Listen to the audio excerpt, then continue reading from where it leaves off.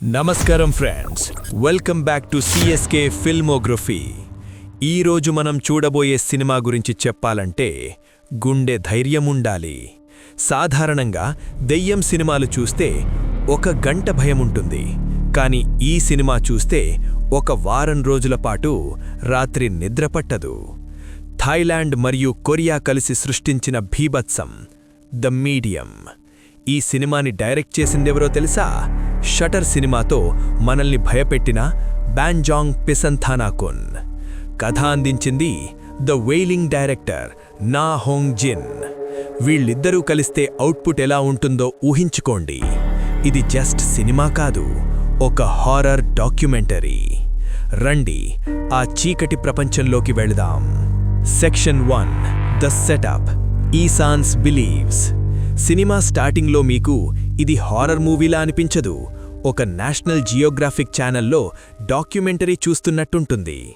థాయిలాండ్లోని Isaan అనే ప్రాంతంలో ప్రజలు ప్రతి చెట్టులో పుట్టలో దేవుడున్నాడని నమ్ముతారు. అక్కడ బాయాన్ అనే దేవత తరతరాలుగా ఒకే కుటుంబంలోని ఆడవాళ్ల శరీరంలోకి వచ్చి పూనకం అంటే పొజిషన్ ద్వారా మాట్లాడుతుంది. ప్రస్తుతం ఆ శక్తి ఉన్న ఆవిడ పేరు నిమ్. ఒక కెమెరా టీం ఆమెను ఇంటర్వ్యూ చేస్తూ ఆమె జీవితాన్ని రికార్డ్ చేస్తూ ఉంటారు. చాలా సహజంగా నెమ్మదిగా కథ సాగుతుంది, కానీ ఆ నిశ్శబ్దం వెనుక ఒక తుఫాను రాబోతోంది. Section 2, Ming's transformation. The horror begins. Nim వాళ్ళ అక్క కూతురు పేరు మింగ్. చూడ్డానికి చాలా అందంగా మోడర్న్గా ఉండే కాలేజ్ అమ్మాయి. కానీ సడన్గా ఆమె ప్రవర్తన మారుతుంది. ఎవరితోనో గొడవ పడుతుంది, చిన్నపిల్లల్ని కొడుతుంది, ఒక ముసలావిడ గొంతులో వింతగా మాట్లాడుతుంది.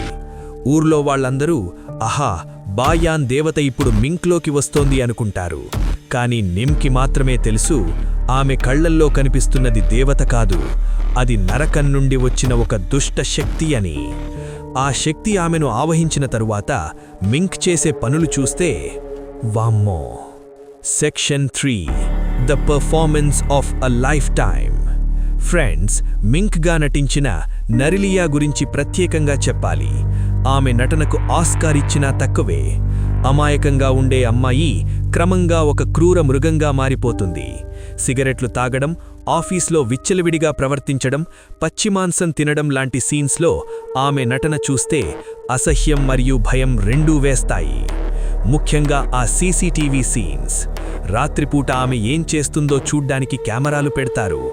ఆమె 4 కాళ్ల మీద కుక్కలా నడవడం, టేబుల్స్ మీద ఎక్కడం, ఇంట్లో ఉన్న పెంపుడు కుక్కను అయ్యో, ఆ సీన్ గురించి చెప్పలేను.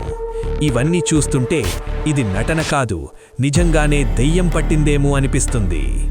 Section 4, faith versus evil. ఈ సినిమా గొప్పతనమేంటంటే ఇది కేవలం భయపెట్టడమే కాదు, మన నమ్మకాల్ని ప్రశ్నిస్తుంది. సాధారణంగా సినిమాల్లో బాబా వస్తాడు, మంత్రం వేస్తాడు, దెయ్యం పోతుంది.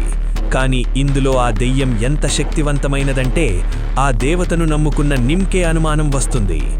నా దేవుడు నిజంగా ఉన్నాడా? నేనిప్పటిదాకా నమ్మింది అబద్ధమా అని ఆమె కుమిలిపోతుంది. చివరికి నిమ్ నిద్రలోనే చనిపోతుంది. అది గుండె ఆగి చనిపోయిందా, లేక ఆ దుష్టశక్తి ఆమెను చంపేసిందా, లేక ఆమె నమ్మకం పోయి చనిపోయిందా? ఈ ట్విస్ట్ మనల్ని డిస్టర్బ్ చేస్తుంది. Section 5, the climax. Total chaos. చివరి 20 నిమిషాలు అద్భుత భీభత్సం. ఒక పాడబడిన ఫ్యాక్టరీలో మింక్ని బాగుచేయడానికి ఒక పెద్ద పూజ పెట్టుకుంటారు. కానీ అక్కడ జరిగింది పూజ కాదు, మారణ హోమం. మింక్ పూర్తిగా ఆ దెయ్యం కంట్రోల్లోకి వెళ్ళిపోతుంది. అక్కడ ఉన్నవాళ్లందర్నీ దెయ్యం పట్టిన జాంబీల్లా మార్చేసి ఒకరినొకరు కొరుక్కొని తినడం మొదలు పెడతారు. కెమెరామెన్లు పారిపోతుంటే వాళ్లను కూడా వదలరు. చివరికి కెమెరా కింద పడిపోతుంది.